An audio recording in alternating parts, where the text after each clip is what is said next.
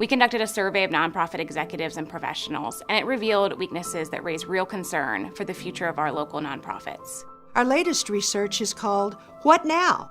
How will the impending retirement of nonprofit leaders change the sector? We found a very significant portion of our nonprofit workforce is approaching or has already reached what we tend to think of as the typical retirement age. It does not seem that we as a group are figuring out strategies for replacing what could be as much as 69% of our current executives over the next 10 years. On the individual side of things, while retirement picture isn't pretty for the executives, it's even worse for nonprofit professionals who work throughout the organization. The clear need to be growing the next generation of leaders through intentional professional development activities was all too often pushed aside by the urgency of new demands for evaluation and results. In fact, nearly half of the nonprofit professionals report having less than $50,000 in their retirement savings. So we have an older workforce, many of whom are on the brink of retirement, and yet they're woefully underprepared for retirement, and so are their organizations. More than a village, it's going to take a sector to solve these challenges. And boards of directors, funders, and executives have a lot of work to do to ensure there's adequate infrastructure to support the transitions. But what do we know about nonprofits? We know nonprofits are tenacious, resourceful, determined, on occasion fierce in their service. Like our beloved Rosie the Riveter icon, we can do it! If we'll talk about it and confront the challenges and the needs of our society one more time, the failure to address how best to staff our nonprofit sector could be consequential and intolerable.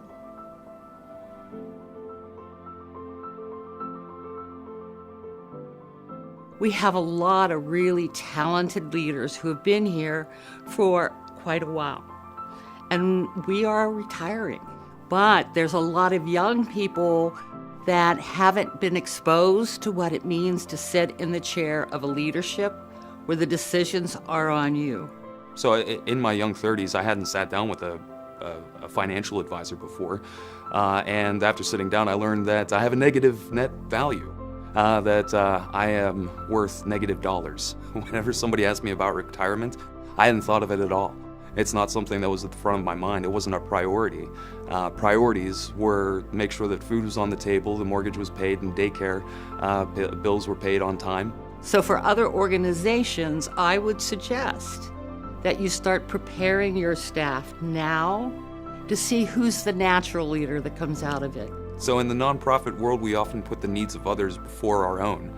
And if we're to accomplish our own personal missions, our own personal visions, we have to put our needs up front sometimes. My advice for somebody who is coming up the ranks in the nonprofit sector is to start now. No time is like the present. And one of the things that I would advise is that we start teaching a lot more about how to think strategically. Let us find common cause in the beauty of our missions, the necessity of our work, and our love for each other and our beloved community. The time is now.